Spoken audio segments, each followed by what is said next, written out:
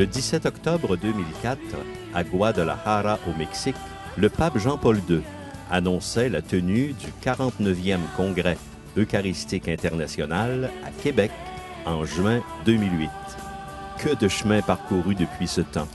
Au cours de ces dernières années, des catholiques du Canada et du monde entier se sont employés par la prière, la réflexion, les rassemblements fraternels, à mieux apprécier ce grand don qu'est l'Eucharistie et à proclamer que ce don nous donne la force de rendre meilleur notre monde. Ici, dans le diocèse de Québec, c'est toute une panoplie d'activités pastorales et catéchétiques qui ont été mises de l'avant pour réaliser cette montée eucharistique qui avait pour objectif de préparer les esprits et les cœurs à ce grand événement. Ainsi, le Congrès eucharistique a commencé à porter des fruits bien avant que nous nous rassemblions à Québec du 15 au 22 juin 2008. Pour notre télévision diocésaine ECDQ.tv, le Congrès eucharistique international de Québec en 2008 a été un événement fondateur. Cet été, ça fera 5 ans qu'il a eu lieu et la télévision en est un exemple, mais les fruits sont nombreux. Et pour en discuter, j'ai avec moi 5 personnes qui ont participé à ce Congrès eucharistique, justement.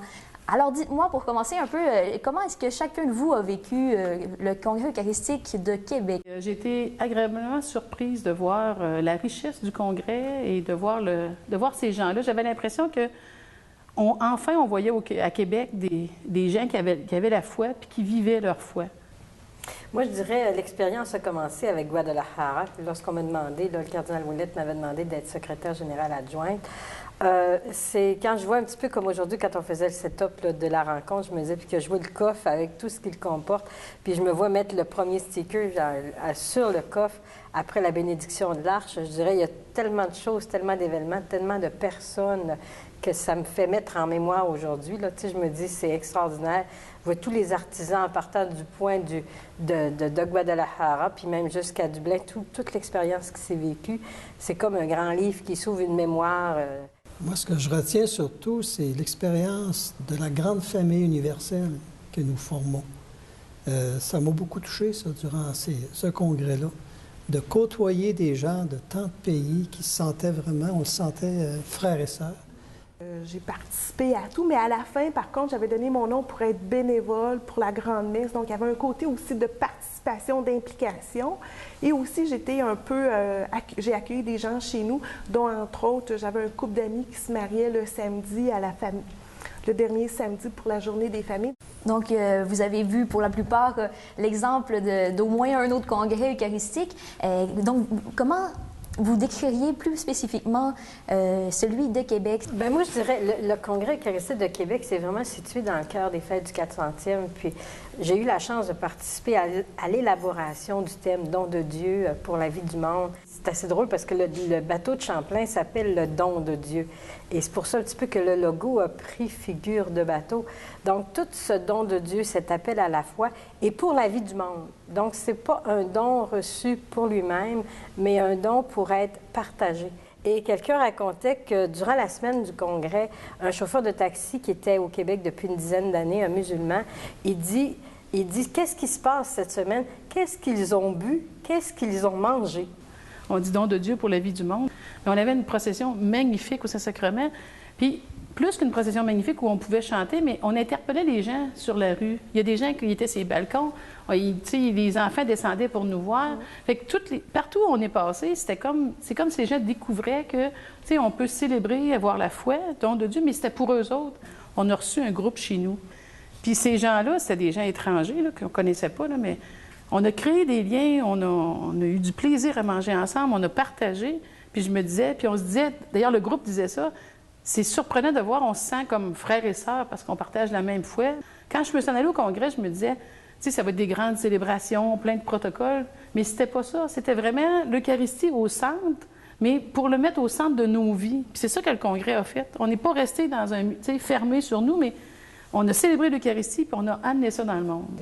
Il y avait dans le milieu un groupe porteur avec les catéchèses. Alors, c'est sûr qu'il y a eu là un approfondissement du sens de l'Eucharistie. Quelques semaines après, à la fin du congrès, au cours de l'été, il y a des gens qui sont venus me voir puis ont demandé, est-ce qu'on ne pourra pas restaurer l'adoration perpétuelle à Saint-Sacrement? On l'avait eu pendant 40 ans, nous, par les religieux, puis toutes sortes d'associations laïques, mais c'était arrêté depuis une vingtaine d'années. Et c'est des gens qui avaient vécu le congrès qui disaient, est-ce qu'on ne pourra pas restaurer ça? On prenait notre voiture ou on prenait les transports en commun, puis les autobus étaient bondés, donc il y avait des gens qui étaient au courant. Mais quand on retombe dans notre quotidien après, pour moi, il y a eu beaucoup d'interpellations. Je ne suis pas sûre que les gens nécessairement se soient convertis suite à ça, mais au moins il y a eu un témoignage, il y a eu un respect du dialogue et on pouvait dire, oui, pour moi, c'est important de célébrer. Quel changement ça a pu apporter pour notre Québec d'accueillir un congrès eucharistique en 2008? J'ai entendu une dame qui dit, moi, toute la préparation du congrès eucharistique, je l'ai fait, et depuis ce jour-là, je suis revenue à l'Église. J'ai entendu une personne, ça c'était dans les activités au Festival eucharistique le samedi, une personne qui s'est rendue et que ça faisait 30 ans qu'elle n'avait pas vécu le sacrement de la réconciliation et s'est rendue là pour le vivre. Une autre personne qui est sur les plaines d'Abraham s'est jointe à la messe et ça faisait des années qu'elle n'y était pas allée. Donc ça, c'est les quelques, moi je dirais fioretti, quelques éléments que j'ai entendus. Mais il y a tout ce que je n'entendrai jamais et qui a porté fruit. Parce qu'il y a eu l'après, hein? Je dirais tous les catéchèses qui ont été produits, entre autres par ECDQ, je ne sais pas combien de milliers de copies. Fait que le cœur de personnes a continué de se laisser toucher par la grâce. Donc, c'est comme un cadeau, même après 5 ans, qu'on n'a pas encore fini de déballer, à mon point de vue. Un des fruits, je pense qu'on peut mentionner, c'est, en tout cas, au moins dans les paroisses où j'étais curé, le dimanche du Saint-Sacrement, on essayait de faire ça soigneusement, mais l'adoration eucharistique puis la procession eucharistique avait disparu du décor. Et depuis le congrès, on ne l'a pas fait à chaque année, mais on l'a fait une fois ou l'autre, proposer aux gens qui étaient à la célébration de prolonger la célébration par un temps de procession eucharistique. Un élément important du congrès, ça a été les témoignages qui nous ont tous touchés. Et nous, on les a réutilisés souvent, en différentes occasions, par vidéo. C'était des témoignages de Jean Vanier ou maintenant de Nicolas Boutet ou Mme Marguerite. Puis ça a eu un impact, mais ça en a encore. On peut les réécouter, les offrir à différents groupes, et ça, c'est un autre fruit.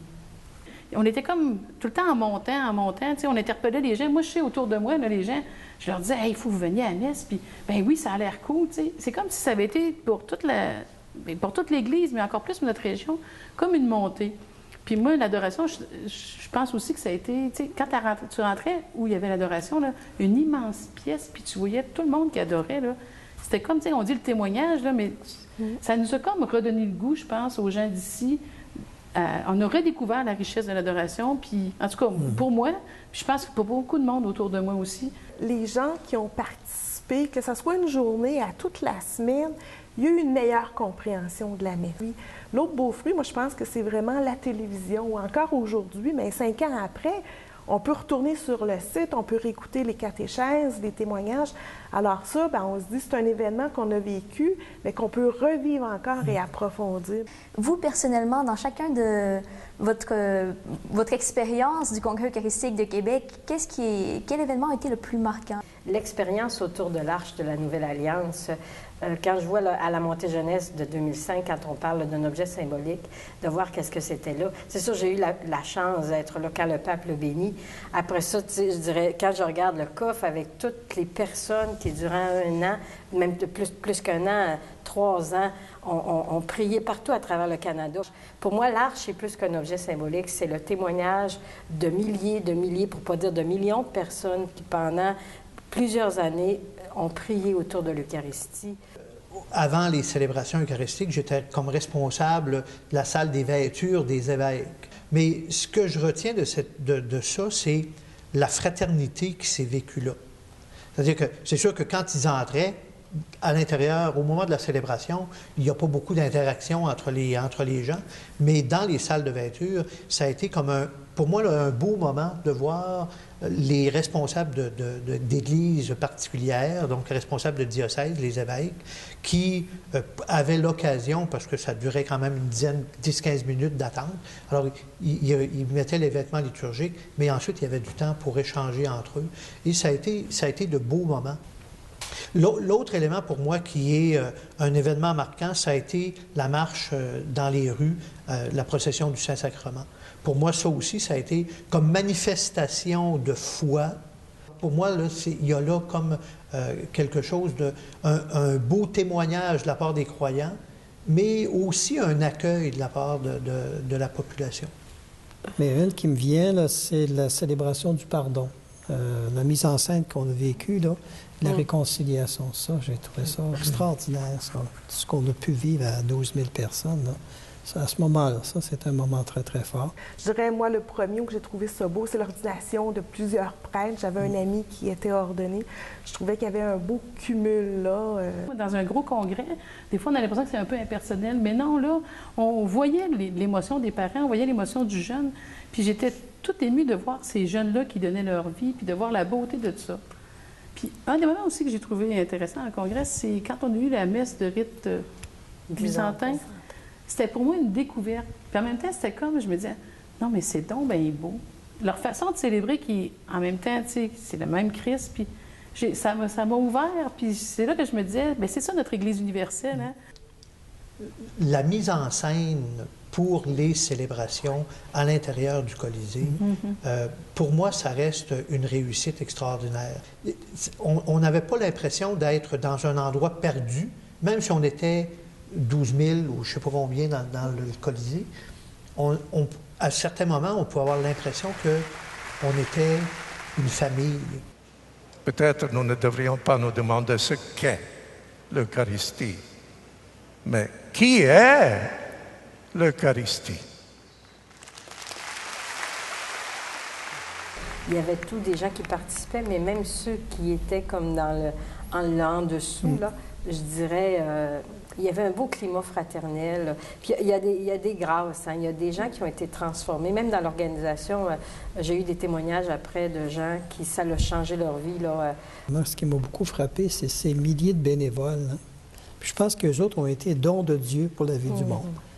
Avec leur sourire, leur disponibilité, des gens de tout âge, mais beaucoup des gens d'un certain âge qui arrivaient très tôt le matin avec le sourire, puis tout était rodé. Moi, je trouvais, au niveau de l'organisation, pour quelqu'un qui y participait, moi, j'ai dit c'était 100%. Et maintenant, 5 ans plus tard, donc on a vu beaucoup de fruits, mais est-ce qu'il reste toujours des choses à approfondir?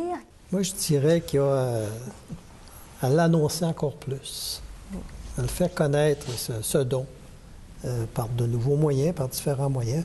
Je pense, par exemple, je disais tout à l'heure, l'adoration, ça continue de se développer. C'est une façon, ça, pour des gens de découvrir la richesse de l'Eucharistie. Des nouvelles écoles, comme celle de l'école d'évangélisation, pour ceux qui sont plus loin. Parce qu'à l'intérieur de ça, on redécouvre justement l'Eucharistie. Ça, c'est encore ça qu'on a approfondi. Là, tu sais, c'est le thème du congrès de Dublin qui me revient. Hein? L'Eucharistie, communion avec le Christ et entre nous. Et je pense que là-dessus, on n'a pas fini, plus aura-t-on jamais fini, de découvrir que communier au corps et au sang du Christ, c'est dire aussi le désir que je devrais avoir, que j'ai, d'être en communion avec l'autre à côté de moi. J'ai à être en communion avec mon évêque, j'ai à être en communion avec mes confrères prêtres, j'ai à être en communion et à travailler à la communion avec les gens de mon milieu, ceux qui viennent à la célébration, ceux qui s'en sont éloignés, ceux qui ne savent peut-être pas c'est quoi. Et je me dis, dans les défis qui s'en viennent, ça va être vraiment ce désir de continuer de faire Eucharistie ensemble, et je dirais des fois à se déplacer pour être plus nombreux, pour vraiment se retrouver, je dirais, comme famille, comme disciples, pour sortir de ce petit cocon qui est ma messe, tu sais, ma petite affaire. C'est pas ça l'Église. J'enchaînerai ce que vous dites. de se déplacer, mais même à l'intérieur de lieux où on va à la messe, on est souvent très loin les uns des autres, puis on a à développer une communion quand on va célébrer. Puis je pense qu'un autre défi aussi, c'est peut-être de revenir à c'est quoi la messe. On fait de la catéchèse en paroisse, que ce soit de la CBS ou d'autres formes. Les jeunes viennent, on ne les revoit pas. Alors, comment faire qu'il y ait un désir qui va naître là? Moi, je pense que c'est un gros défi. Pour conclure simplement, chacun peut-être en 2 ou 3 mots seulement, comment est-ce que vous pourriez décrire un aspect peut-être ou quelque chose que vous avez apprécié dans le Congrès eucharistique international de Québec? Dans la dimension où j'étais impliqué par rapport à l'organisation, le climat de travail puis de fraternité qui s'est établi et la connivence qu'on a réussi à avoir malgré des tempéraments fort différents, mais de réussir à travailler ensemble, et probablement que c'était déjà un des fruits de la communion. Moi, je dirais à la fois le rassemblement et l'envoi. C'est qu'on est rassemblés pour être envoyés. Et ce n'est pas une communion qu'on doit vivre juste pour nous-mêmes. C'est une communion qui nous envoie. Moi, je dirais joie de célébrer et universalité.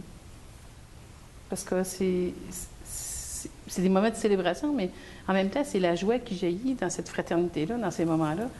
Puis en même temps, c'est l'ouverture à la grande Église universelle.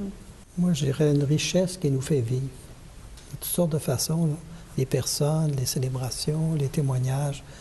On a redécouvert ou approfondi cette richesse de l'Eucharistie, et puis qui me fait vivre, puis qui fait vivre des gens, puis ça continue. C'était vraiment la joie du rassemblement. On était plusieurs, on aurait dit qu'on était juste petits, mais en tout cas, je pense que le Christ était présent, et cette présence-là nous a vraiment unis. Merci à vous 5 d'avoir pris le temps de nous rappeler quelques-uns de ces beaux moments, de ces beaux souvenirs. Et merci d'avoir écouté également pour se ressourcer encore une fois au Congrès eucharistique qui a lieu il y a 5 ans maintenant.